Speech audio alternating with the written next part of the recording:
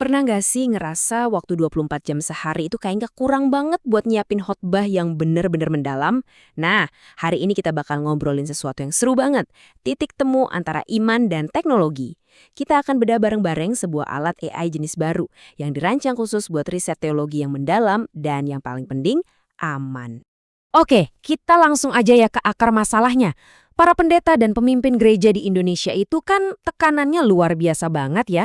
Dituntut untuk bisa menyajikan konten teologis yang kaya riset, yang relevan sama konteks kita di sini, yang sering kita sebut teologi Nusantara. Tapi di sisi lain, waktunya terbatas banget. Nah, ini dia kan pertanyaannya, gimana coba caranya? Beban kerja ini tuh akhirnya jadi dilema yang kayaknya semua pelayan Tuhan rasain, ya. Gimana caranya menyeimbangkan antara kedalaman teologi dengan seabrek tuntutan pelayanan sehari-hari yang nggak ada habisnya? Ya, wajar sih. Banyak yang akhirnya lari ke AI buat cari bantuan. Bisa dimengerti banget. Tapi, kita perlu banget ngobrolin resiko teologis yang serius kalau kita asal pakai alat-alat umum kayak ChatGPT gitu. Apalagi buat pekerjaan yang sakral. Kelihatannya sih gampang ya, tapi solusi yang paling kelihatan justru nggak selalu yang paling aman. Bergantung sama AI umum buat jawab pertanyaan teologis, itu ibaratnya kayak kita nanya ke kerumunan orang asing di internet. Mungkin kita dapat jawaban, tapi nggak ada jaminan sama sekali jawabannya benar, apalagi murni secara doktrin. Coba deh, kita lihat bedanya di sini. Kelihatan banget kan? Di satu sisi, ada AI umum yang nyongot informasi dari seluruh penjuru internet. Ini bikin dia beresiko tinggi banget buat halusinasi, alias ngarang-ngarang jawaban, bikin kutipan palsu, atau bahkan ngasih referensi ayat yang nggak pernah ada. Dan yang lebih ngeri lagi, dia bisa seenaknya nyampur adukin teologi yang sehat sama pandangan-pandangan sesat. Nah, beda banget sama AI yang berdasar atau grounded ini, yang di kolom kanan. Dia cuma pakai dokumen yang kita kasih. Ini memastikan setiap jawaban bisa kita cek ulang dan udah pasti sejalan sama sumber-sumber terpercaya kita. Jadi, gimana dong caranya kita bisa pakai kekuatan AI tapi tanpa risikonya? Nah, disinilah kita kenalan sama Notebook LM dari Google, sebuah alat yang cara kerjanya beda banget dan yang pasti jauh lebih aman buat pelayanan. Teknologi di balik Notebook LM ini namanya RAG, singkatan dari Retrieval Augmented Generation. Gampangnya gini, ini tuh kayak kita ngebangun pagar di sekeliling pengetahuan si AI ini. Jadi bukannya dia bebas keliuran ke seluruh internet, pengetahuannya itu dibatesin, eksklusif hanya dari dokumen-dokumen yang kita unggah. Dengan kata lain, AI-nya ini dipaksa buat jujur sama sumber terpercaya kita. Metafora ini pas banget buat ngejelasinnya. Coba bayangin deh, kita punya asisten riset pribadi yang udah khatam baca seluruh perpustakaan teologi digital kita. Dan cuma itu, dia nggak akan pernah ngutip dari sumber lain yang nggak jelas atau ngasih opini yang nggak ada dasarnya. Inilah yang jadi jaminan keamanan doktrinnya.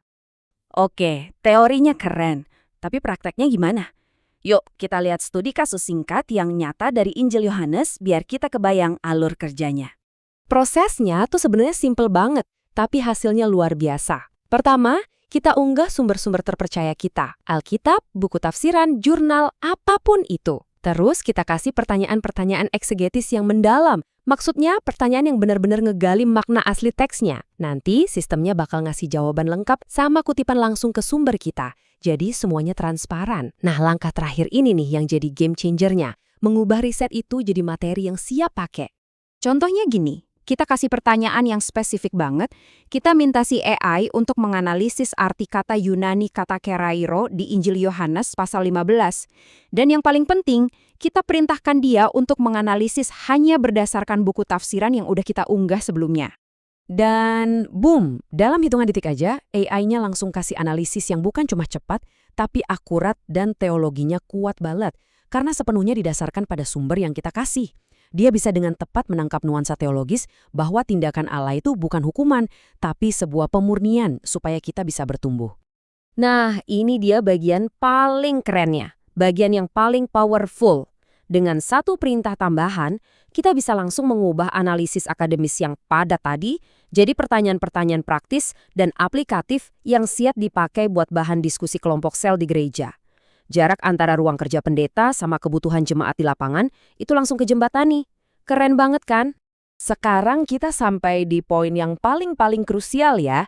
Kita harus paham betul di mana sih tempat yang tepat buat teknologi ini dalam kehidupan rohani kita.